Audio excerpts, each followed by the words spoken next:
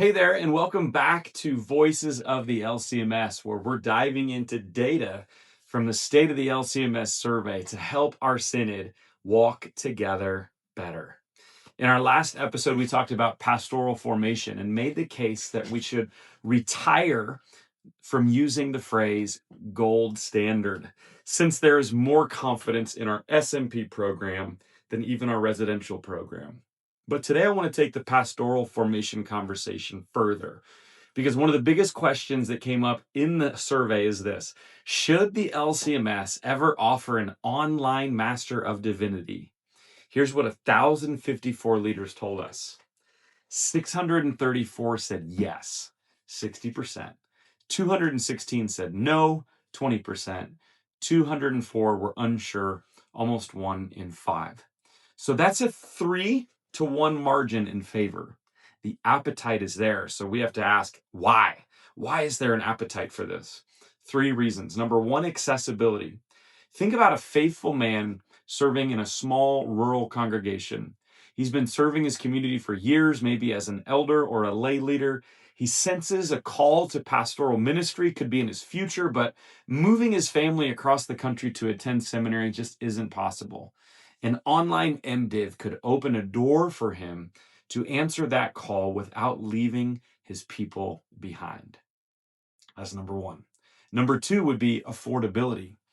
For so many, the cost of residential education is just so high. An online track could lower those barriers and invite more workers into the harvest field. Think about a young graduate, newly married, already likely carrying student debt. 4 more years of tuition and living expenses feels impossible. An online MDiv could let him answer God's call without having to bury his family in more debt. And number 3 is flexibility. Picture another scenario: a second career dad who works full-time to provide for his family. On the side, he's leading youth ministry at his church, and his pastor sees, this guy could be a pastor. But the thought of quitting his job and moving his kids and going into debt makes it feel impossible. An online MDiv could potentially give him a faithful pathway to ministry without forcing his family to choose between stability and calling. And I just gave you pictured scenarios, but the fact is that these pictured scenarios are real. Here's what a couple of voices said in my recent survey. One said that our church, is without a full-time pastor due to a shortage of people. We're in a high cost of living environment. We have a good person who's studying in seminary, but will not be LCMS rostered because it's not an LCMS approved program. Cost of education and remote learning were his main factors in not going through LCMS education. We had someone willing to do it, but it wasn't available. Here's what someone else says: I think the LCMS needs to stop slowing the progress of distance formation.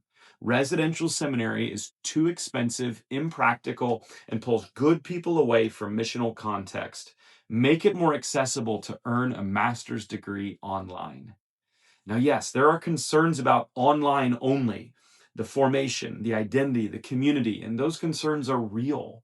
Seminary, of course, has always been about more than just content, and for some people, residential seminary is the perfect route.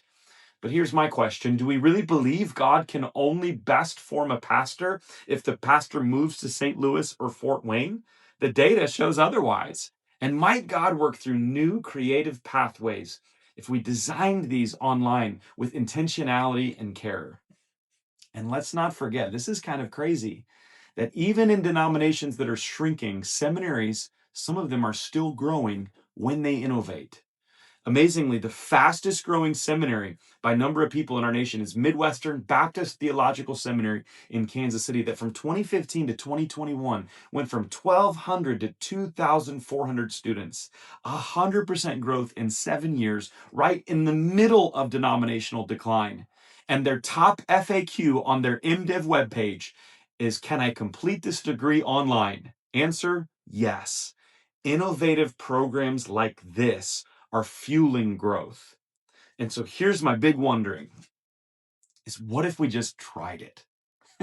Think about it. What if we admitted 100 students into an online MDiv track, not as a replacement, but as a pilot, and we walk with them for 10 years, and we measure their formation, their effectiveness, their congregational impact? Let's test it in the real world with real data. Let's not dumb the program down. Let's keep the same requirements they would need to complete in person, because honestly, the truth is, we could debate this forever. Or we could step out, experiment, and actually see what God might do. And many pastors and church leaders in our synod are saying it's time to do it. And as Paul reminded Timothy, God gave us a spirit not of fear, but of power and love and self-control. And so, what if we leaned into that spirit of courage, not fear, and we asked God to show us what's possible?